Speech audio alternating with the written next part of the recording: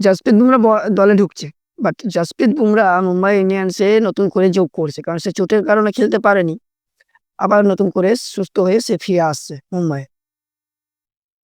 আগামী দিনের ম্যাচে জাসপ্রীত বুমরাকে তারা দলে পাচ্ছেন। কিন্তু একটা প্রশ্ন থেকে যাচ্ছে, জাসপ্রীত বুমরা এলেই কি মুম্বাই ইন্ডিয়ান্স ঠিক আগের মতন তৈরি হবে?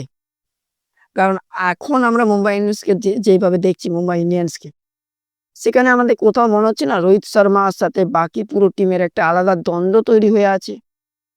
এদিকে তিলক বর্মাকে আ আগামী দিনে যে ম্যাচ হলো আগের, সেই ম্যাচেতে রিটায়ার্ড হার্ট করে হার্দিক পান্ডিয়া পাঠিয়ে দিল। এদিকে কেউ বলছে হার্দিক পান্ডিয়া তাকে মাঠ থেকে বার করে দিচ্ছে। আবার কেউ বলছে না, টিম ম্যানেজমেন্টরা তাকে রিটায়ার্ড করে মাঠের বাইরে করে নিচ্ছে। এটার কারণটা কি? ম্যাচ শেষে হেরে যাওয়ার পর এদিকে যে যাদব, সূর্যা কুমার যাদব, এদিকে হার্দিক পান্ডিয়া, এদিকে রোহিত শর্মা। তাদের মধ্যে একটা কিন্তু কথোপকথন হচ্ছে। সেখানে কিন্তু সুস্থ সামাজিকভাবে যে সুস্থভাবে যে কথোপকথন হচ্ছে, সেটা কিন্তু হচ্ছে না একদমই। সেটা দেখেই বুঝা যাচ্ছে যে টিমের মধ্যে কিন্তু কোথাও একটা ভাঙন আছে। একটা কোথাও মনে হচ্ছে যেন তারা আগের ম্যাচে যেমন রোহিত শর্মাকে খেলালোই না। বাকি ম্যাচগুলোতে ইমপ্যাক্ট প্লেয়ার হিসেবে তাকে রেখেছিল।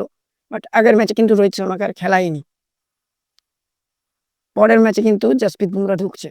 জাসপ্রীত বুমরা ঢুকলে কি রোহিত শর্মা কি আরো সুযোগ পাবে, না তাকে বসিয়ে রেখে দেবে ড্রেসিং রুমে? হ্যাঁ, সে এই মুহূর্তে অফ ফর্মে আছে। সে হয়তো রান পাচ্ছে না। আপনাদের কি মনে হয়? আ মুম্বাই ইন্ডিয়ান্স কি ঠিক আগের মতন সেই মুম্বাই ইন্ডিয়ান্স আছে? না তাদের মধ্যে কোথাও একটা দ্বন্দ্ব তৈরি হয়ে আছে টিমের মধ্যে? এই দ্বন্দ্বটার কারণ কি? হার্দিক পান্ডিয়া ক্যাপ্টেন, সূর্যা কুমার যাদব ক্যাপ্টেন, জাসপ্রীত বুমরা এলে জাসপ্রীত বুমরা ক্যাপ্টেন, না রোহিত শর্মাকে ক্যাপ্টেন্সি থেকে বাদ দিয়ে দেওয়াটাই আসল কারণ? আপনারা অবশ্যই কমেন্টে এটা জানান। মুম্বাই ইন্ডিয়ান্সের দ্বন্দ্বের মূল কারণটা কি?